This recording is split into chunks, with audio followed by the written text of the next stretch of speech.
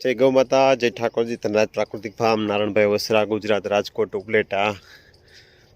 शायद बैकग्राउंड से तो आपको पता चल गया होगा, पीछे जो पाछड़ देखाय छे आ आपणे बटेकानुं प्लॉट छे अने बटेका हाई क्लास मस्त मजाना उगी गया। वावेतर कर्युं ने 1 महीनो थयो, हजी 12 देखाणा एने 10 दिवस थया छे। आम बटेका वावीए 15-17 दिवसे देखावानुं चालू थाय। तो चालो तमने फ्रंट साइड थी बतावुं अने बटेकाना छोड़ केवा होय जुओ। अने हवे निंदावानुं छे अने 2 ज पाणी आपणे पाया छे। आम तो एक ज पाणी पावानुं होय, पण आपणे जमीन कोरी हती, भेज नहोतो એટલે એક પાણી ત્યારે પાવું પડ્યું। અને બટેટાને જનરલી પાણી ઓછું જોઈએ, વધી જાય પાણી તો એકદમ પીળા પડી જાય અને ઘણા બધા પ્રશ્નો થાય। તો ચાલો ફ્રન્ટ સાઈડથી બતાવું તમને। આ આપણા બટેકા છે અને 27ની જારીએ વાવેલા છે। વાવીને એની ઉપર પારા બાંધી દીધા છે। કાઢવા ટાઈમે સરોડી એટલે 27ની જારીએ। અને આમ જોવા જાય તો ટમેટીના છોડ જેવો જ છોડ દેખાય સરસ મજાનો।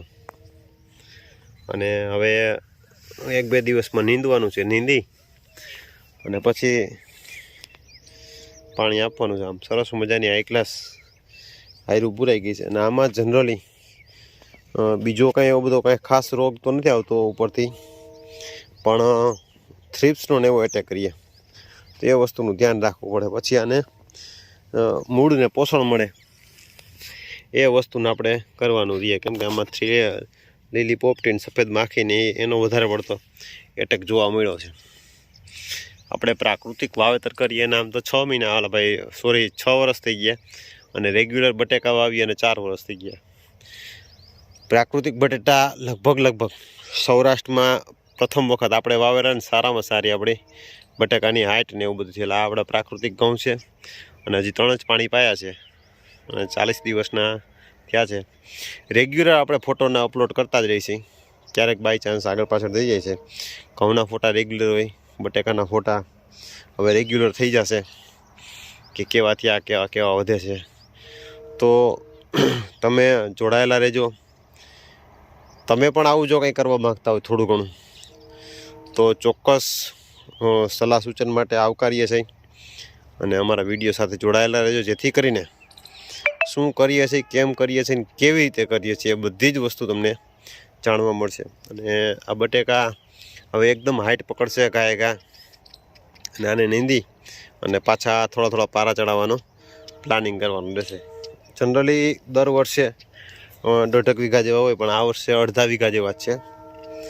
લેટ વાવેતર હતું, નહીંતર અત્યારે આ બટેકા લગભગ 1.5-2 મહિનાના થવા આવવા જોઈએ, પણ 1 મહિનો દિવસ આપણે લેટ વાવેતર, પણ તો તેમ છતાં પણ હાઈ ક્લાસ સરસ મજાના બટેકાનો ઉગાવો અને બધુંય સરસ છે।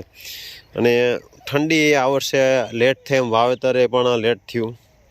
અને જોકે ઠંડીનો જ પાક છે અને આપણી જમીનમાં થાય ખરી, વાવેતર કરીએ તો ન થાય એવું નહીં, પણ જમીનમાં જે નમી રહેવી જોઈએ અને જે એની એકદમ સોફ્ટ માટી રહેવી જોઈએ, એ બધી જ વસ્તુ હોય તો વાંધો ન આવે, અને તો સારા એવા રિઝલ્ટો પણ મળે। અને મને મળેલા પણ છે। અને ડે ટુ ડે આપણે વિડીયો મૂકતા રહીશું, તમે જોડાયેલા રહેજો, જેથી કરીને તમને એના વિશે માહિતગારીઓ। એટલે સરસ મજાના ગૌ માતાના શરણે રહી અને આવું પ્રાકૃતિક વાવેતર કરીએ આપણે આપણા સ્વજનો માટે। પ્રાકૃતિક, કેમ કે બટેકામાં કેટલું ખાતર પડે તમે સર્ચ મારો તો તમને એમ થાય કે બટેકું તો પહેલાં ન ખવાય, બીજું બધું તો પછીની વાત છે। કેમ કે બટેકામાં પુષ્કળ પ્રમાણમાં ખાતર નાખવામાં આવે છે, એના કારણે થઈ દવા પણ એટલી પુષ્કળ પ્રમાણમાં છાંટવામાં આવે છે। અને જો આપણું ગૌધન માતાજી બધી અત્યારે ગૌશાળામાં આનંદથી હિલોરા લઈને ખાય છે। અને આ આપણું બધું જ અહીંયા જો ખાતર બાતર બધું તૈયાર કરેલું છે, એકદમ કમ્પોઝ કરી ચારી અને રાખેલું છે। એટલે અમે શું કરીએ છીએ અને શું કેવી રીતે કરીએ છીએ બધી જ વસ્તુઓ સમયે જણાવતા રહીશી। આ ઝીંજવો છે અમારો ગૌ માતા માટે પ્રાકૃતિક, એ પણ કોઈ પણ પ્રકારનું દવા વગરનું। એની આગળ પણ આ છે 4 વર્ષ જૂનું। એટલે જાજુ પડતું 80% થી 90% ફીડ તો અમે અહીંયા અમારે ગૌધન માટે તૈયાર જ અહીંયા જ કરીએ છીએ। તો બટેકા તમને લાસ્ટ સુધી જોજો, અને બટેકા હાવ સરળ જ છે, કોઈ પણ પ્રકારનો જટિલ એવો પાક છે નહીં. તો ઝાઝું નહીં તો કાંઈ નહીં, પણ આપણું માટે થોડું ઘણું વાવીએ. અને બટેકા આમ તો ઝાઝુ સમયમાં તો સ્ટોર ન થાય રહે, પણ જ્યારે આપણે નીકળે ત્યારે આપણે શુદ્ધ અને પૌષ્ટિક ખાવા મળે એ વાત ફાઇનલી છે. એ પછી ખબર પડે કે બટેકા વસ્તુ શું છે. તો ચાલો અમે ડે ટુ ડે તમને વિડીયો મૂકતા રહીશું, અને અમારી સાથે જોડાયેલા રહેજો, જેથી કરીને અમારા પાકો તમને બતાવી રાખીએ.